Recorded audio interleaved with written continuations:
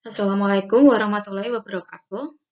Pada mata kuliah Statistik Industri 2 ini, pertama-tama kita akan membahas tentang teori penarikan contoh.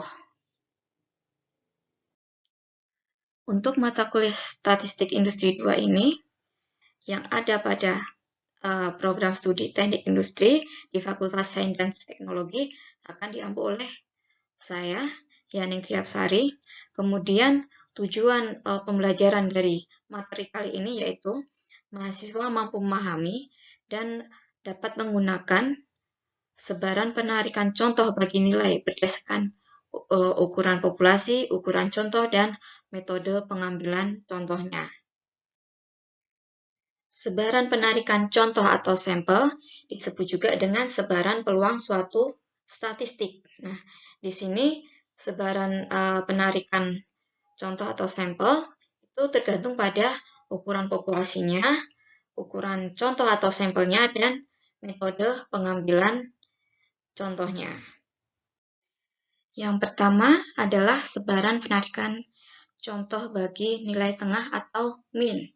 Nah, dalam sebaran penarikan contoh bagi nilai tengah ini ada beberapa dalil. Dalil yang pertama atau aturan yang pertama, bila semua kemungkinan contoh acak itu berukuran n, diambil dengan pemulihan. Jadi kita ambil contohnya, kemudian kita kembalikan lagi contohnya ke dalam populasi tersebut, sehingga berukuran n yang mempunyai nilai tengah mu dan simpangan bakunya adalah sigma, maka untuk n yang cukup besar, sebaran penarikan contoh bagi nilai tengah x akan menghampiri sebaran normal dengan nilai tengah mu x bar sama dengan mu. Dan simpangan bakunya itu adalah sigma x bar sama dengan sigma per akar n. N itu adalah ukuran contoh atau sampelnya. Sehingga Z ini bisa kita rumuskan. Z sama dengan X bar min mu per sigma per akar N. Nah, ini adalah suatu nilai bagi peubah acak normal baku Z. Nah, untuk aturan yang pertama ini berlaku bagi sembarang populasi terhingga, sehingga asalkan atau syaratnya itu N-nya adalah 30. Kalau N kurang dari 30, maka aturan ini masih berlaku hanya bila populasi asal yang diambil contohnya itu tidak terlalu menyimpang dari suatu populasi normal. Nah, kalau populasi asalnya diketahui bentuknya itu populasinya genta, grafiknya, sebaran penarikan contoh bagi X bar akan menghampiri suatu sebaran normal tanpa tergantung ukuran contohnya. Penggunaan dalil atau aturan yang pertama bisa kita lihat pada contoh satu berikut. Jika diberikan populasi 1 sampai 7, hitunglah peluang bahwa suatu contoh acak berukuran 36 yang diambil dengan pemulihan akan menghasilkan nilai tengah contoh yang lebih besar dari 3,8 tetapi lebih kecil dari 4,5 jika nilai tengah itu diukur sampai sepuluhan terdekat. Nah, untuk menyelesaikannya, kita catat dulu sebaran peluang bagi populasi.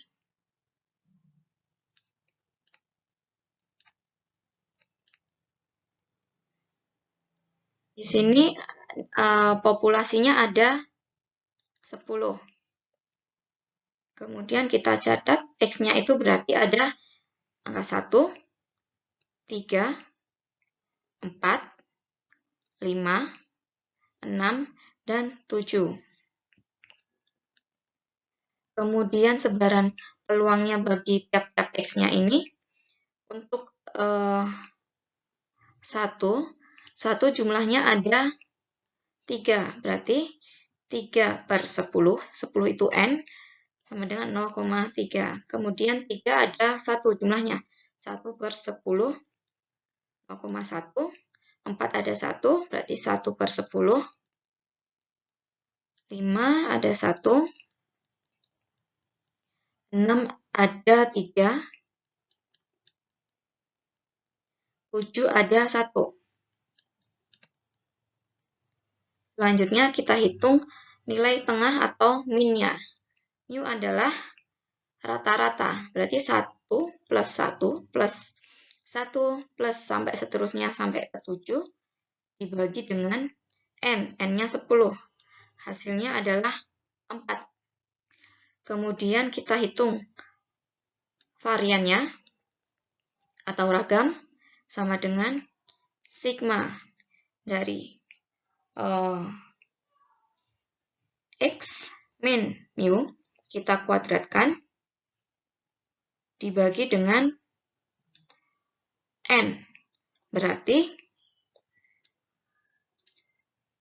1 min 4 kuadrat ditambah untuk X yang kedua 1 min 4 kuadrat ditambah sampai seterusnya nanti sampai 7 min 4 kuadrat kita bagi dengan N-nya adalah 10. Hasil ragam atau variannya yaitu 5. Selanjutnya dengan menggunakan dalil yang pertama, berarti sebaran penarikan contoh bagi X bar bisa kita hampiri dengan sebaran normal. Sehingga untuk nilai tengahnya adalah mu X bar sama dengan mu, sesuai dengan dalil yang pertama. Kemudian untuk ragamnya adalah sigma kuadrat per N, 5/36. Simpangan bakunya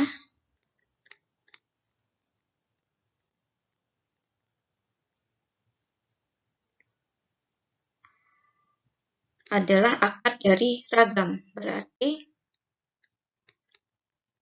akar dari 5/36 sama dengan 0,373.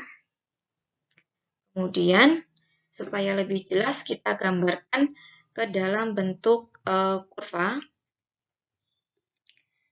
Ditanyakan peluang bahwa X lebih besar daripada 3,8 tapi lebih kecil dari 4,5. X1-nya kita cari dulu. X1 itu adalah 3,8 ditambah dengan 0,05 menjadi 3,85. X2-nya adalah 4,5 dikurangi 0,05 atau 0,05 ini adalah selang kepercayaannya menjadi 4,45.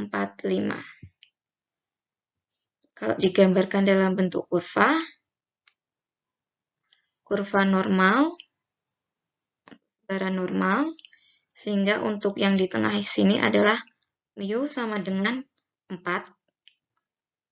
Kemudian di sebelah kiri adalah 3,85. Sebelah kanannya ada 4,45. Dan yang kita cari adalah yang di tengah-tengah atau yang diarsir.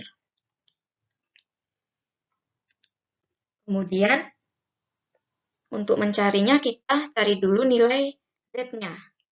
Untuk X1 nilai Z-nya adalah 3,85 sesuai dengan rumus Z yaitu X per min mu per sigma bagi akar N. 3,85 min 4 dibagi dengan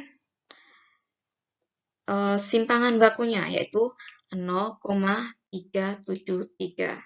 Didapatkan min 0,4. Kemudian untuk yang X2-nya, nilai Z-nya adalah 4,45 dikurangi 4 dibagi 0,373, sehingga nilainya adalah 1,21.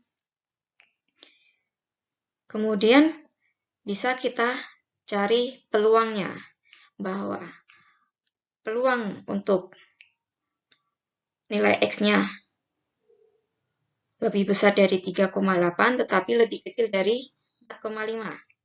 P 3,8 lebih kecil dari X bar lebih kecil dari 4,5 sama dengan P min 0,4 lebih kecil dari Z lebih kecil dari 1,21.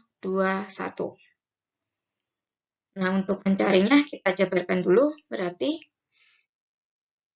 untuk P Z lebih kecil dari 1,21 dikurangi dengan P Z lebih kecil dari min 0,4. Untuk mencari P ini, kalian gunakan rumus tabel wilayah luas di bawah kurva normal. Jadi, untuk sesuai tabelnya, didapatkan nilai P untuk Z lebih kecil dari 1,21 adalah 0,8869 dikurangi 0,3446.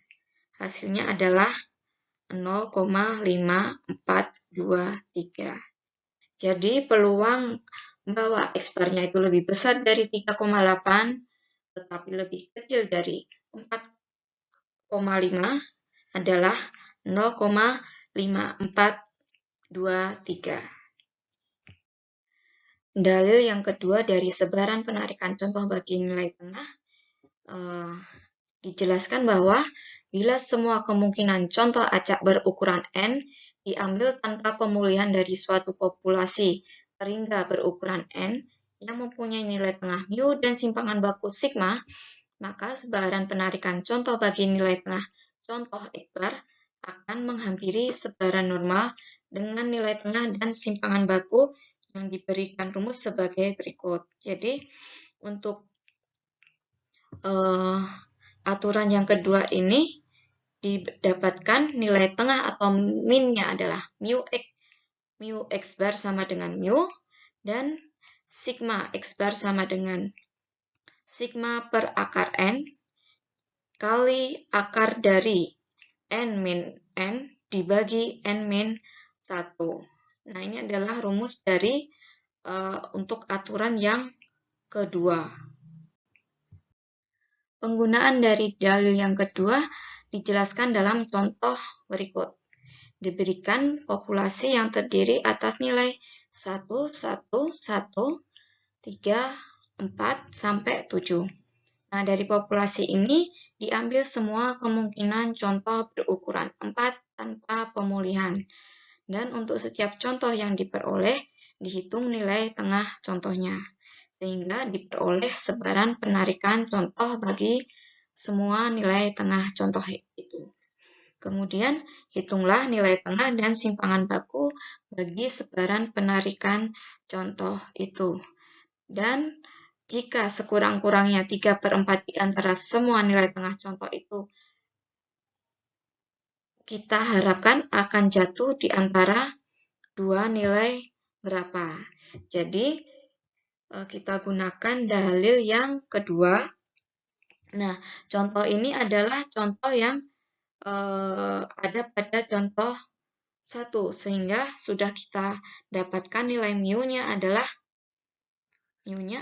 4 dan sigma kuadratnya adalah 5, sehingga nilai tengahnya adalah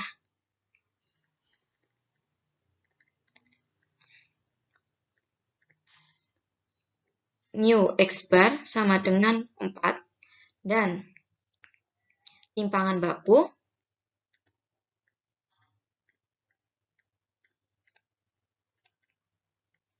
bisa kita cari dengan rumus pada aturan yang kedua, yaitu 5 akar 5 per akar 4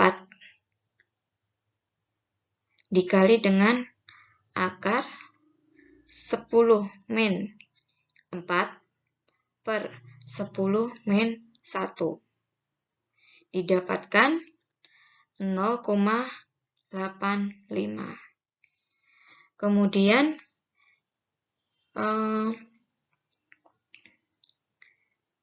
kita sudah menghitung nilai tengah dan simpangan bakunya, maka kita kita cari sekurang-kurangnya 3/4 di antara semua nilai contoh itu kita harapkan akan jatuh di antara dua nilai berapa. Nah, ini kita gunakan dalil Chebyshev pada materi yang ada di statistik pertama. Dan dengan menggunakan dalil Chebyshev, maka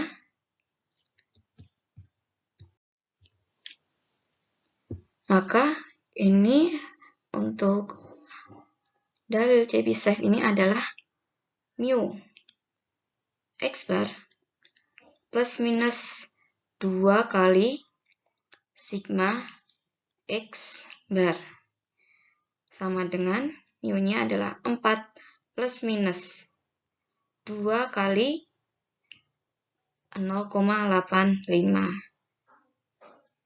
Sehingga untuk nilainya adalah antara kalau 4 plus 0,85 sama dengan 4 plus 2 kali 0,85 nilainya adalah 5,7 dan kemudian nilai yang kedua adalah 4 min 2 kali 0,85 nilainya adalah 2,3 sehingga nilai contoh itu kita harapkan akan jatuh di antara nilai 2,3 dan sampai 5,7. Pada dalil yang kedua terdapat akar dari n besar min n kecil dibagi n besar min 1. Nah, ini disebut dengan faktor koreksi populasi terhingga. Kemudian untuk n yang relatif besar dibandingkan dengan ukuran contoh n, faktor koreksi terhingga akan mendekati 1, sehingga nilai sigma X kuadrat akan menghampiri sigma kuadrat dibagi n. Sehingga untuk populasi yang besar atau tak hingga, itu berlaku dalil 3 yang akan dijelaskan pada slide selanjutnya. Pada dalil yang ketiga ini disebut juga dengan dalil limit pusat. Nah, dikatakan bila contoh acak berukuran n ditarik dari suatu populasi yang besar atau tak hingga dengan nilai tengahnya mu dan ragamnya adalah sigma kuadrat, maka nilai contoh X bar-nya akan menyebar menghampiri sebaran normal dengan nilai tengah mu X bar sama dengan mu dan simpangan bakunya sigma X bar sama dengan sigma dibagi akar n, sehingga didapatkan rumus Z sama dengan X bar min mu per sigma dibagi akar n, yang merupakan nilai bagi peubah acak normal baku Z. Nah, untuk dalil 3 ini baik digunakan jika n itu lebih besar sama dengan 30, bagaimanapun bentuk populasinya. Kemudian Jika N lebih kecil dari 30, maka dalil 3 bisa digunakan hanya bila populasi asalnya tidak terlalu berbeda dari populasi normal. Bila populasi asalnya normal, maka X-bar-nya akan tetap menyebar normal, bagaimanapun kecil ukuran contohnya. Penggunaan dari dalil yang ketiga ini bisa dilihat dalam contoh berikut. Sebuah perusahaan memproduksi bohlam. Bila umur bohlam itu menyebar normal dengan nilai tengah 800 jam dan simpangan baku 40 jam, hitunglah peluang bahwa suatu contoh acak 16 bohlam akan mempunyai umur rata-rata kurang dari 775 jam. Nah, dari soal bisa kita lihat bahwa mu X-bar-nya adalah 800. Kemudian kita bisa lihat lagi bahwa X-bar adalah 775. Kemudian kita gunakan rumus pada dalil yang ketiga untuk mencari nilai Z-nya. Z sama dengan X-bar 775 min mu dibagi sigma. Nah, sigma per akar N. Sigmanya di sini adalah 40. 40 dibagi akar N. N-nya adalah 16. Menjadi hasilnya adalah min 2,5. Nah, setelah ketemu nilai Z-nya, lebih jelasnya kita bisa gambar dalam bentuk kurva. Di tengah-tengah sini, nilai mu-nya adalah 800. Kemudian X-bar adalah 775. Kita harus mencari peluang bahwa suatu contoh acak 16 bohlam mempunyai umur rata-rata kurang dari 775. Berarti ada di sebelah kiri dari 775. Nah, ini yang di akhir adalah luas wilayah yang harus kita cari peluangnya. Berarti P untuk X-bar lebih kecil dari 775, ini sama dengan P Z lebih kecil min 2,5. Nah, kita cari dalam tabel luas wilayah di bawah kurva normal. Nah, didapatkan dalam tabel nilai P untuk X-bar kurang dari 775 adalah 0,0062.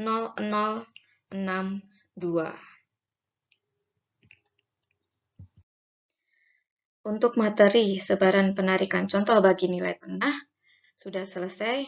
Nah, dapat disimpulkan kalau untuk sebaran penarikan contoh bagi nilai tengah ini kita bisa menggunakan 3 aturan. Nah, disesuaikan dengan ukuran populasi, ukuran contoh, dan metode pengambilan contohnya pada kasus atau soal yang nanti yang harus diselesaikan. Nah, terima kasih. Waalaikumsalam warahmatullahi wabarakatuh.